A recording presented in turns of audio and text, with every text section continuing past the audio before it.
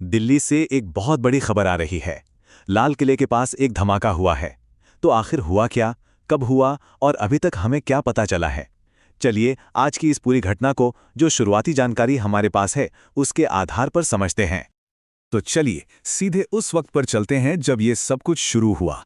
तारीख 10 नवंबर 2025 और घड़ी में बज रहे थे शाम के करीब करीब 6:52। इस पूरी घटना के सेंटर में थी एक सफेद रंग की Hyundai i20 कार।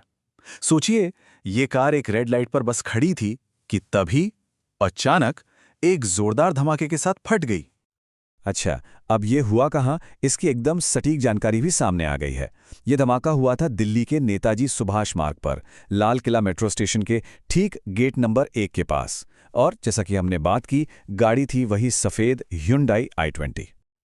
अब आते हैं इस घटना के सबसे सबसे दर्दनाक पहलू पर, यानी कि इसका आम लोगों पर क्या असर हुआ। जो शुरुआती रिपोर्ट्स आ रही हैं, उनके मुताबिक इस धमाके में कम से कम 8 लोगों ने अपनी जान गंवा दी है। और सिर्फ इतना ही नहीं, 19 से भी ज्यादा लोग घायल हुए हैं।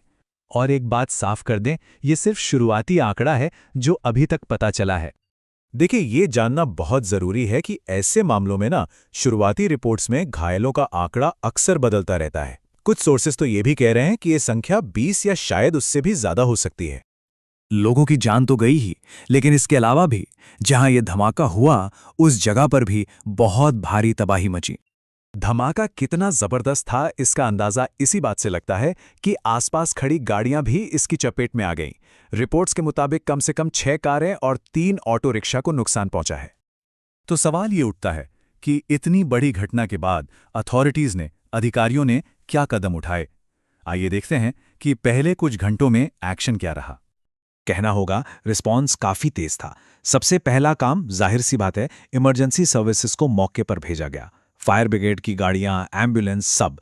इसके फौरन बाद पूरे एरिया को कॉर्डन ऑफ कर दिया गया, यानी कि घेराबंदी कर दी गई। और फिर एक बड़ा कदम उठाते हुए पूरी दिल्ली और यहां तक कि आसपास के राज्यों में भी हाई अलर्ट घोषित कर दिया गया। एक तरफ जहां बचाव का काम चल रहा था, वहीं दूसरी तरफ जाहिर है कानूनी और इंटेलिजेंस की जांच भी फौरन शुरू हो गई। दिल्ली पुलिस ने इस मामले में एक एफआईआर दर्ज की है और इसमें जो धाराएं लगाई गई हैं वो बहुत गंभीर हैं, जैसे कि एक्सप्लोसिव्स एक्ट और साथ में यूएपीए, यानी कि अनलॉफुल एक्टिविटीज प्रिवेंशन एक्ट। तो ये यूएपीए ये है क्या आखिर? सीधे शब्दों में कहें तो ये भारत का सबसे मुख्य एंटी टेरर लॉ है, आतंकवाद से लड़ने वाला कानून। और इस कानून का लगना अपने आप में ये बताता है कि जांच एजेंसियां इस मामले को कितनी ज्यादा गंभीरता से ले रही हैं। अब इंटेलिजेंस सोर्सेज से भी एक बहुत अहम जानकारी निकल कर आ रही है। ऐसा शक जताया जा रहा है कि इसके तार फरीदाबाद में बैठे एक टेरर मॉड्यूल से जुड़े हो सकते हैं और इसमें शायद जैश मोहम्मद का हाथ हो।